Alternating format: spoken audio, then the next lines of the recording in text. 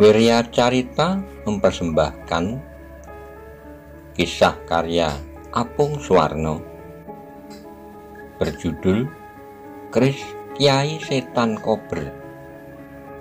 Selamat menikmati. Salam budaya. Monggo kula aturi subscribe, like, komen, saha share. Matur nuwun.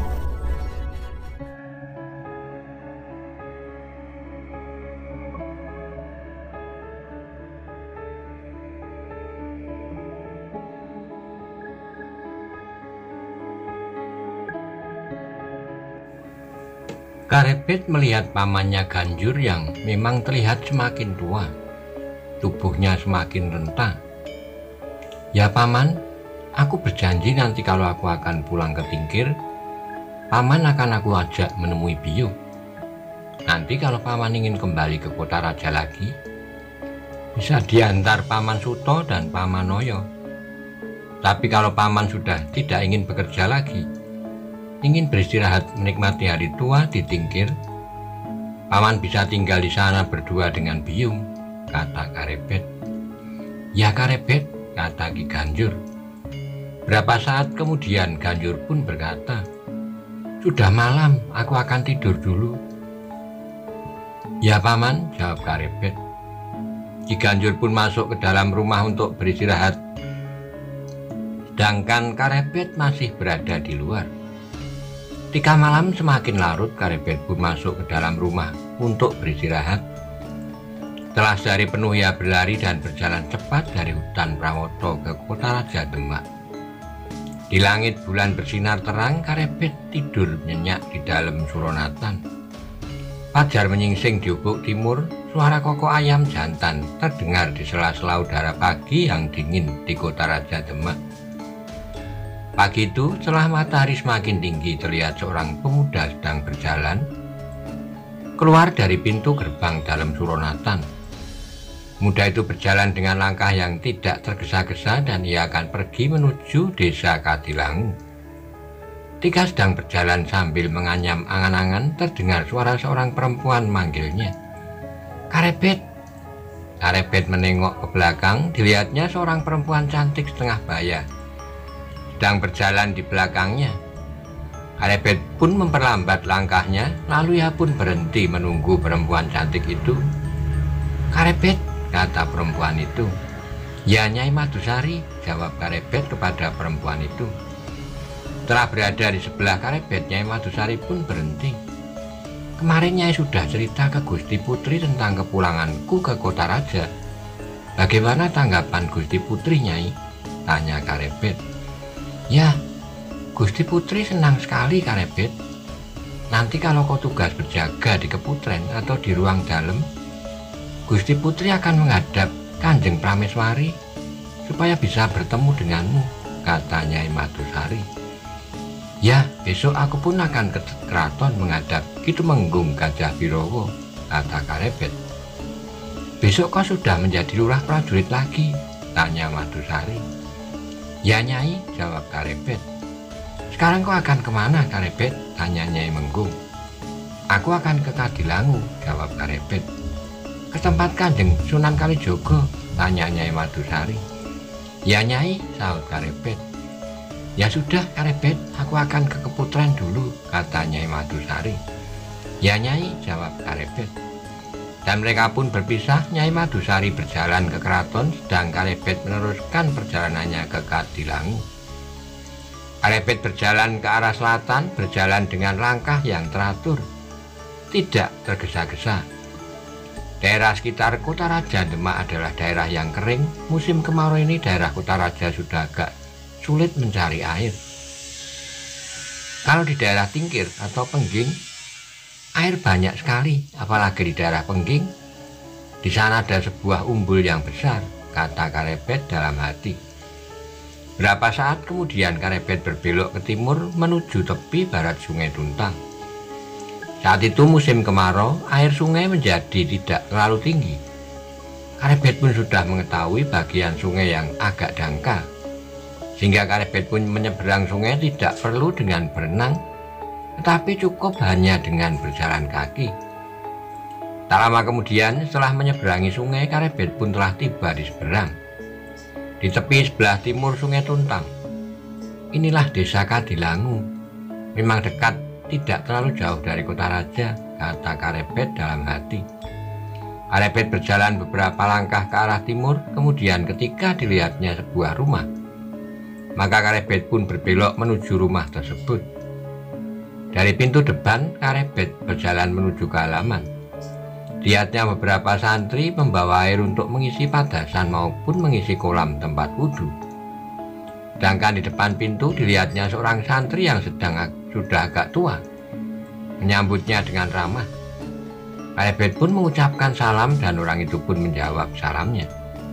"Silahkan masuk anak mas Karebet. Anak mas sudah ditunggu Kanjeng Sunan Kalijogo di ruang dalam," kata orang itu. Ternyata Kanjeng Sunan Kalijogo sudah tahu kalau aku mau datang kemari, kata Karebet dalam hati. "Silahkan anak mas, silahkan masuk," kata santri itu. "Terima kasih. Maaf, apakah Kanjeng Sunan Kalijogo saat ini sedang menerima tamu?" tanya Karebet. "Tidak, sekarang Kanjeng Sunan memang sedang menunggu anak mas Karebet. Kalau kemarin memang ada 2 orang tamu yang belajar di sini beberapa hari. Mungkin anak mas Karebet sudah pernah bertemu dengan orang itu," kata orang itu. "Siapa namanya?" tanya Karebet. "Ki Pemanaan dan Ki Penjawi. Mereka sekarang menjadi murid Kanjeng Sunan Kalijogo. Di sini sudah beberapa hari, baru kemarin mereka berdua pulang ke Selo," kata santri itu menjelaskan. Karebet mengangguk-anggukkan kepalanya dan ia pun berkata, "Baik, aku mau menghadap Kanjeng Sunan. Di ruang manakah saya bisa menemui Kanjeng Sunan?" "Silahkan, mari saya antar ke ruang dalam," kata santri itu. Santri itu pun kemudian mengantarnya ke sebuah ruangan di dalam. Lalu ia pun mempersilahkan Karebet untuk masuk ke ruangan. Karebet berdiri depan pintu mengucapkan salam dan dari dalam ruangan terdengar ada suara yang menjawab salamnya. "Silakan masuk, Karebet," kata orang yang berada di dalam. Karebet pun kemudian masuk ke dalam ruangan. Dilihatnya seorang tua memakai pakaian serba wulung, memegang sebuah tasbih, berwajah teduh, bermata tajam, bibir tersenyum, duduk bersila di atas sebuah amben kayu yang pendek tetapi agak lebar. "Duduklah Karebet," kata Kanjeng Sunan Kalijogo. "Terima kasih Kanjeng Sunan," kata Karebet. Wajah Kanjeng Sunan Kalijogo tidak banyak berubah sejak ia melihatnya di desa Tingkir, ketika ia sedang menunggu padi gogo di dalam sebuah gubuk di sawah. "Kau selamat Karebet," kata Sunan Kalijogo. "Atas pangestu Kanjeng Sunan, saya baik-baik saja," jawab Karebet. "Dari tubuhmu terlihat sebuah tejo yang memancar sebesar sodolanan. Kau sudah semakin dekat dengan Kamukten Karebet," kata Kanjeng Sunan Kalijogo. "Terima kasih Kanjeng Sunan," jawab Karebet. "Kau sudah kembali lagi ke kota raja?" tanya Kanjeng Sunan. "Sudah Kanjeng Sunan, kesalahan saya sudah diampuni oleh Kanjeng Sultan Trenggono," jawab Karebet. "Ya syukurlah, lalu apa maksudmu menemui aku Karebet?" tanya Kanjeng Sunan. "Saya ingin belajar, saya ingin menjadi murid Kanjeng Sunan Kalijogo," jawab Karebet. "Bagus Karebet," kata Kanjeng Sunan Kalijogo sambil mengangguk-anggukkan kepalanya. "Bagus kalau kau mau belajar di Kadilangu. Beberapa hari yang lalu cucu Ki Ageng Selo juga datang kemari. Kau pasti sudah tahu orangnya, anak dari Nis yang bernama Pemanaan dan anak angkatnya yang bernama Penjawi," kata Sunan Kalijogo. "Kakang Pemanaan dan Kakang Penjawi adalah saudara seperguruan. Sewaktu kami bersama-sama belajar olah kanuragan di perguruan Selo, Kanjeng Sunan," kata Karebet. "Ya, nantinya kau akan sering bertemu. Mereka juga belajar di sini," kata Kanjeng Sunan Kalijogo. "Ya Kanjeng Sunan," jawab Karebet. "Karebet, setiap ada waktu luang kau bisa pergi ke Kadilangu. Kau bisa belajar di sini meskipun kau tidak menginap di sini." "Ya Kanjeng Sunan," kata Kanjeng Sunan Kalijogo. Mulai saat itu Karebet mulai belajar kepada Kanjeng Sunan Kalijogo, salah seorang wali songo yang mumpuni ilmu lahir batin. Matahari bergerak terus ke arah barat, dan setelah matahari sampai di puncak langit, seorang santri membunyikan sebuah kentongan sebagai tanda telah tiba waktunya untuk menunaikan sholat duhur. Hari ini cukup sekian dulu Karebet, saat ini telah tiba waktunya untuk sholat duhur, kata Kanjeng Sunan Kalijogo. Kanjeng Sunan Kalijogo lalu mengajak semua santrinya untuk menjalankan sholat duhur berjamaah. Setelah sholat duhur, Karebet pun diajak makan bersama para santri di sebuah ruangan. Makan nasi jagung dan sayur kacang panjang. Kami menanam jagung dan padi di sawah, tak ada hujan, kata salah seorang santri. Sekarang musim kemarau, kata Karebet. Ya, tapi kami masih punya persediaan padi, kata santri itu.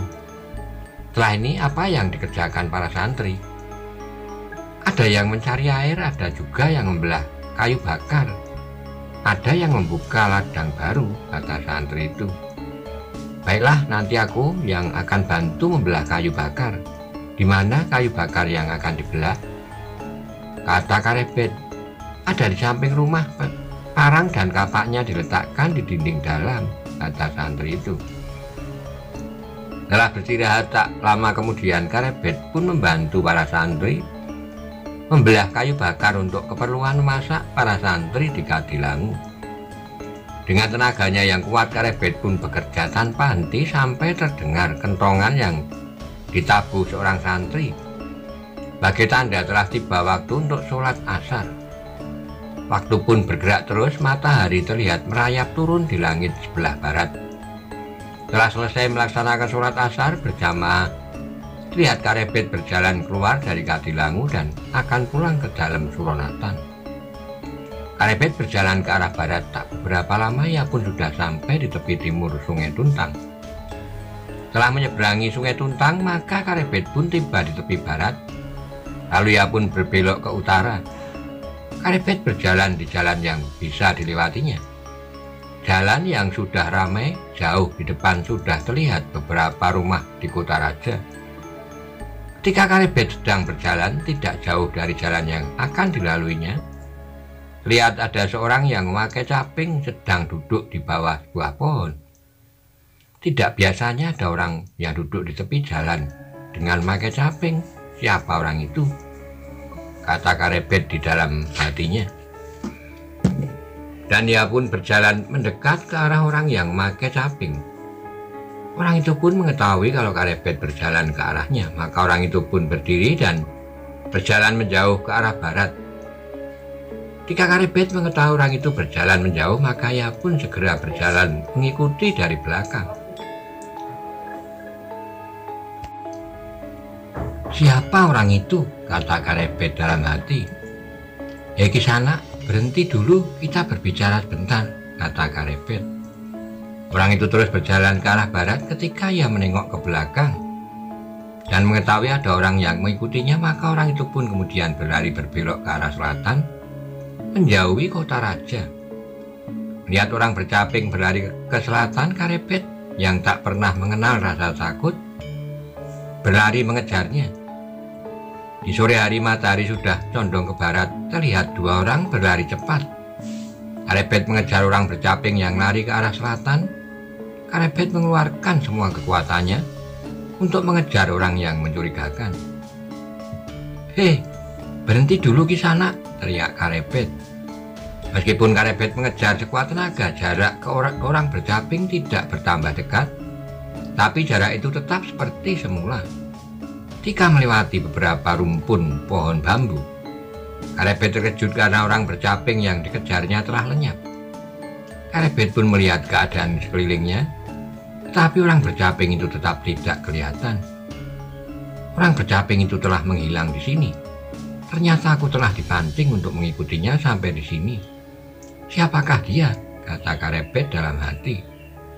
Orang itu berilmu tinggi, aku tak mampu mengejarnya. Siapa orang itu yang telah mancingku supaya datang kemari? Saat ini Kanjeng Sultan masih dalam perjalanan pulang dari hutan Prawoto beserta kedua temenggungnya. Lalu siapa? Temenggung Suronoto, Temenggung Suropati, atau Ki Patih Wonosalam? Tidak mungkin kalau orang itu seorang tumenggung. Rata-rata ilmu seorang tumenggung belum setinggi orang bercaping itu. Atau mungkinkah dia Arya penangsang, kata Karebet dalam hati. Karebet berpikir kalau orang itu penangsang, tidak mungkin dia mampu menghilang di hadapannya. Kalaupun ada persoalan, penangsang pasti akan datang beradu dada. Tidak harus berputar-putar seperti ini. Orang itu bukan penangsang, tapi siapa orang yang memakai caping itu? Atau orang dari luar keraton, kata Karebet dalam hati. Mengetahui yang dikejarnya adalah orang yang berilmu tinggi, maka Karebet kemudian mengumpulkan semua kekuatan yang tersimpan dalam dirinya. Dia segera matak aji miliknya yang ngidap-idapi, aji lembu sekilan. Karebet maju beberapa langkah ke depan, pandangannya melihat berkeliling, mencari orang bercaping yang lenyap ketika sedang dikejarnya. Karebet pun terkejut ketika ia menengok ke belakang. Terlihat di dekat rumpun bambu seorang yang memakai caping sedang duduk di atas batang pohon yang roboh. Karebet memutar badannya dengan penuh waspadaan. Dia maju mendekati orang itu. Aji lembu sekilan pun masih manjing di dalam dirinya. Orang ini berilmu tinggi, siapa dia? Wajahnya tertutup caping yang dipakainya, kata Karebet dalam hati. Ilmunya beberapa lapis di atasku. Beberapa gerakannya tidak dapat aku ketahui. Langkah-langkahnya luput dari pengamatanku, kata Karebet tak bersuara. Tidak ada jalan lain, Karebet pun mempersiapkan Aji Astodaono pada serangan pertama. Ketika jarak antara dirinya dengan orang bercaping hanya tinggal 4-5 langkah, Karebet pun bertanya, "Kisanak, apa maksudmu mancing aku kemari? Siapakah kau sebenarnya?" Karebet terkejut ketika orang bercaping itu menjawab, "Duduklah Karebet." Meskipun Karebet tidak bisa melihat orang bercaping karena wajah orang itu tertutup caping yang dipakainya, tapi Karebet sudah hafal dengan nada suaranya. "Duduklah Karebet," kata orang itu sekali lagi. Karebet maju ke depan, dilihatnya orang itu seorang yang berumur menjelang setengah abad, bertubuh sedang, berpakaian sederhana, memakai caping dan berwajah tenang. Jika Karebet sudah dekat sekali, maka orang itu pun membuka capingnya dan tersenyum kepada Karebet. "Ternyata Siwo yang mancingku datang kemari," kata Karebet sambil melangkah maju. Diciumnya tangan orang itu pun tersenyum. "Karebet, kau dari Kadilangu?" "Ya, Wo, sekarang saya telah menjadi murid Kanjeng Sunan Kalijogo." "Siwo Kebo Kanigoro kemana?" tanya Karebet. Karebet pun duduk di samping orang telah melepas capingnya yang ternyata adalah uwonya, Kebo Kanigoro, kakak dari ayahnya Kebo Kenomo. "Aku memang mencarimu. Beberapa waktu yang lalu aku mampir di Pengging. Ternyata kau baru saja datang ke sana, lalu pergi lagi," kata uwonya. "Ya, Wo," sahut Karebet. "Aku dengar kau diusir dari kota raja," kata Kebo Kanigoro. "Ya, Wo, saya bersalah membunuh Dadu Ngawuk, lalu Kanjeng Sultan menghukum saya. Dan saya pun diusir dari kota raja dan diberhentikan sebagai prajurit Wirotamtomo," kata Karebet. "Sekarang kau sudah diperbolehkan kembali di kota raja lagi?" tanya Kebo Kanigoro. "Ya, Wo, kemarin saya sudah mendapat pengampunan dari Kanjeng Sultan dan besok saya sudah bertugas sebagai lurah Wirotamtomo lagi," kata Karebet. "Setelah kau bertemu aku di alas Roban beberapa waktu yang lalu kau pergi ke kota raja menjadi prajurit Wirotamtomo. Bagaimana ceritanya?" tanya Ki Kebo Kanigoro. "Begini, Wo," kata Karebet dan mulailah ia bercerita mulai saat berpisah dengan uwonya Ki Kebo Kanigoro di alas Roban. Lanjutnya diceritakan juga ketika ia bertemu dengan Kanjeng Sunan Kalijogo sewaktu berada di sebuah gubuk di sawah. Lalu ia pun pergi ke Demak dan diangkat menjadi prajurit Wirotamtomo. Kemudian ia bercerita telah melakukan kesalahan membunuh Dadu Ngawuk sehingga dihukum oleh Kanjeng Sultan, dicopot dari Wirotamtomo dan diusir dari kota raja. Lalu diceritakan pula pertemuan dengan saudara seperguruan ayahnya, Ki Ageng Butuh dan Ki Ageng Ngerang. Karebet juga bercerita ketika ia bertemu dengan Ki Buyut Banyu Biru sampai membunuh Kebun Danu di perkemahan hutan Prawoto. Tidak lupa diceritakan pula hubungannya dengan Sekar Kedaton, putri Mas Cempaka. Bukanigoro mendengar cerita Karebet sambil berpikir bagaimana mencarikan jalan terbaik untuk Karebet karena ia berangan-angan sudah saatnya keponakannya yang mempunyai darah pengging dan masih merupakan keturunan Raja Mojopahit bisa menjadi raja di tanah Jawa. Jadi Kanjeng Sunan Kalijaga mengatakan kau sebagai seorang calon raja dan menyuruhmu untuk pergi ke Demak, tanya uwonya. Ya wo, Kanjeng Sunan mengatakan itu ketika melihat saya di desa Tingkir, jawab Karebet. Lalu Ki Ageng Butuh telah melihat pulung keprabon sudah manjing ke dalam tubuhmu, tanya Kebo Kanigoro. Ya wo, Ki Ageng Butuh memang berkata begitu, kata Karebet. Kemudian tentang hubunganmu dengan putri Mas Cempaka, apakah Sekar Kedaton mencintaimu? Tanya Kebo Kanigoro. Ya wo, ketika saya diusir dari kota raja, Mas Cempaka sampai jatuh sakit, jawab Karebet. Karebet, aku beri gambaran sekilas suasana keraton Demak saat ini. Andaikan nanti kau diambil menantu oleh Sultan Trenggono, jalan yang akan kau tempuh masih panjang. Jangan bertindak tergesa-gesa, jangan gigi mongso. Biarlah semua berjalan apa adanya. Biarlah semua berjalan sebagaimana mestinya, kata Kebo Kanigoro. Ya wo, kata Karebet. Kalau dilihat dari Trah Trenggono, misalnya Sultan Trenggono lengser ke Prabon, masih ada dua orang yang lebih berhak menjadi raja. Urutan pertama adalah anak Sultan Trenggono yang bernama Bagus Mukmin, yang biasa dipanggil Pangeran Arya. Dan urutan kedua adalah Pangeran Hadiri atau Pangeran Hadirin, menantu Sultan Trenggono, kata Kebo Kanigoro. Karebet, kalau kau menjadi menantu Sultan Trenggono, kau akan berada di urutan yang ketiga. Kau dan Pangeran Hadiri adalah sama-sama menantu Sultan Trenggono. Tapi Pangeran Hadiri berada di urutan yang lebih tua, sehingga dia lebih berhak atas tahta Demak, kata wonya. Sedangkan anak bungsu Sultan Trenggono, adik Sekar Kedaton yang bernama Pangeran Timur, masih terlalu kecil, sehingga kelihatannya masih terlalu jauh untuk dimasukkan ke dalam persaingan perebutan tahta Kasultanan Demak, kata Kebo Kanigoro. Karebet mendengarkan semua perkataan wonya dengan penuh perhatian. Satu lagi yang harus kau perhitungkan adalah Penangsang, putra dari Pangeran Sekar Setolepen, kata wonya. Karebet, ada dua trah yang bersaing di dalam keraton Demak. Trah Trenggono bersaing dengan trah Sekar Setolepen, beritahu wonya. Raden Patah, Sultan Demak pertama mempunyai 4 anak. Anak yang pertama Pangeran Patiunus yang lebih dikenal dengan nama Pangeran Sabranglor. Dia menjadi Sultan Demak yang kedua menggantikan Raden Patah. Lanjut cerita wonya. Anak Raden Patah yang kedua Pangeran Suryowiyoto telah dibunuh oleh Pangeran Arya. Kemudian namanya lebih dikenal sebagai Pangeran Sekar Setolepen. Pangeran Sekar yang meninggal di tepi sungai, dia adalah ayahanda Penangsang, cerita wonya. Anak Raden Patah yang ketiga Pangeran Trenggono yang menjadi Sultan Demak yang ketiga menggantikan Patiunus.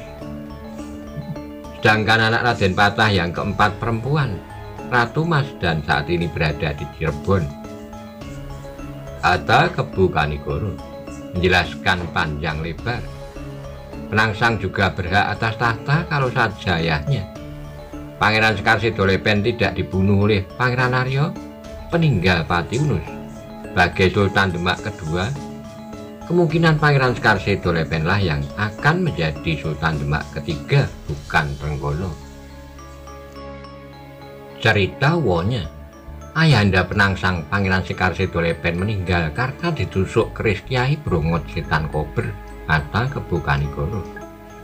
Keris Kyai Setan Kober, tanya Karebet.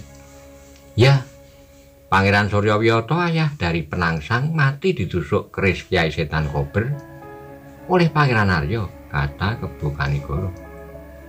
Pangeran Suryowiyoto atau sering disebut dengan Pangeran Sekar pada saat meninggal berada di tepi sungai sehingga ia disebut juga Pangeran Sekar Sedolepen. Bukanigoro berhenti sebentar dan ia pun menarik napas dalam-dalam. Keris Kiai Setan Kober adalah keris pusaka milik Kanjeng Sunan Kudus. Keris itu dipinjam Pangeran Aryo lewat istri Sunan Kudus tanpa sepengetahuan Kanjeng Sunan Kudus. Lalu keris itu dipakai untuk membunuh Sekar Sedolepen. Dan saat ini keris Kiai Setan Kober berada di Panti Kudus, kata Kebu Kanigoro. Karena Pangeran Sekar Sedolepen telah meninggal dan saat itu anaknya yang bernama Penangsang masih kecil, dan ketika Patiunus yang menjadi Sultan Demak kedua telah meninggal, maka Pangeran Trenggono lah yang menjadi Sultan Demak ketiga, kata Wonya. Aku tidak tahu apakah saat ini Aryo Penangsang sudah mengetahui siapa yang membunuh ayahnya, tetapi selama Sultan Trenggono masih hidup, Arya Penangsang tidak akan mampu membalas dendam atas kematian ayahnya. Karena Penangsang tidak akan mampu mengimbangi ilmu Sultan Trenggono dan Penangsang tidak mau menentang raja, karena bisa dianggap sebagai pemberontak yang harus melawan seluruh kekuatan prajurit Kesultanan Demak, kata Wonya. Nah, itulah alur cerita dari Trah Sekar Sedolepen. Dan kalau diurut dari Raden Patah, garis keturunan langsung anak laki-laki saat ini hanya ada 3. Penangsang, Pangeran Aryo, dan Pangeran Timur, yang saat ini masih anak-anak, cerita Wonya. Tidak ada yang tahu isi hati orang lain. Mungkin pada suatu saat nanti Penangsang juga mempunyai keinginan menjadi raja, karena ia adalah anak laki-laki keturunan langsung dari Raden Patah, Sultan Demak pertama, dan melihat watak Penangsang yang pemarah dan tak kenal takut, maka tidak mungkin ia akan membiarkan ayahnya mati dibunuh tanpa balas. Diamnya Penangsang saat ini adalah seperti api dalam sekam. Dendamnya akibat ayahnya dibunuh Pangeran Aryo suatu saat nanti pasti akan meledak, kata Wonya. Nah Karebet, jangan kau anggap ringan Penangsang. Kau jangan membuat persoalan dengan dia. Saat ini kedudukanmu belum sejajar dengan Penangsang dan hindari semua pertentangan dengan Penangsang. Selama kau belum menjadi menantu Sultan Trenggono, kata Wonya. Kau dengan Penangsang mempunyai ilmu kanuragan yang seimbang. Hanya yang sabar dan cerdik yang akan mendapat kemenangan. Itulah gambaran keadaan yang nanti akan kau hadapi kalau kau menjadi menantu Sultan Trenggono, kata Kebu Kanigoro. Ya wo, akan saya perhatikan, kata Karebet. Satu lagi Karebet, kau jangan melakukan kesalahan sekecil apapun yang bisa menyebabkan semua yang telah kita rencanakan menjadi berantakan, kata Wonya. Baik wo, aku akan lebih berhati-hati, kata Karebet. Aku akan selalu di belakangmu, nanti akan kita pikirkan langkah-langkah selanjutnya, kata Kebu Kanigoro. Ya wo, setelah ini Siwo akan kemana? Tanya Karebet. Aku saat ini berada di sekitar kota raja hingga sekitar 1 condro lagi, jawab Kebu Kanigoro. Kalau ada sesuatu yang penting, bagaimana saya bisa menghubungi Siwo Kebu Kanigoro? Tanya Karebet. Di sini, di tempat ini kau letakkan batang kayu ini di bawah rumpun bambu itu. Maka aku yang akan mencarimu di kota raja dengan suara burung kedasi. Ingat Karebet, aku akan menirukan suara burung kedasi, kata Wonya. Kalau kau dengar suara burung kedasi, kau keluar menuju ke arah jalan ini, kata Kebu Kanigoro. Baik wo, kata Karebet. Saat ini kita hanya bisa menunggu tindakan yang dilakukan oleh Sultan Trenggono tentang hubunganmu dengan Sekar Kedaton. Nah Karebet, matahari hampir tenggelam, kita berpisah dulu. Kalau ada sesuatu yang penting, segera kau kabari aku, kata Kebu Kanigoro sambil memakai capingnya. Baik wo, sekarang saya akan pulang ke dalam Suronatan, kata Karebet. Setelah mencium tangan Ki Kebu Kanigoro, maka Karebet pun berpisah. Karebet berjalan ke arah antara utara menuju ke dalam Suronatan, sedangkan Kebu Kanigoro berjalan ke arah selatan. Karebet berjalan terus memasuki kota raja dan tak lama kemudian Karebet pun sudah masuk pintu gerbang dalam Suronatan. Seperti biasanya, pamannya terlihat sedang duduk di lincak di depan rumah. "Kok baru pulang, Karebet?" kata Ki Ganjur ketika Karebet sampai di depan pintu. "Ya, Paman," jawab Karebet. "Rombongan Kanjeng Sultan sudah pulang dari hutan Prawoto," kata Ki Ganjur. "Kapan rombongan Kanjeng Sultan lewat di depan?" tanya Karebet. "Baru saja," kata pamannya. "Ya, Paman, sekarang aku mau mandi dulu," kata Karebet langsung masuk ke dalam rumah.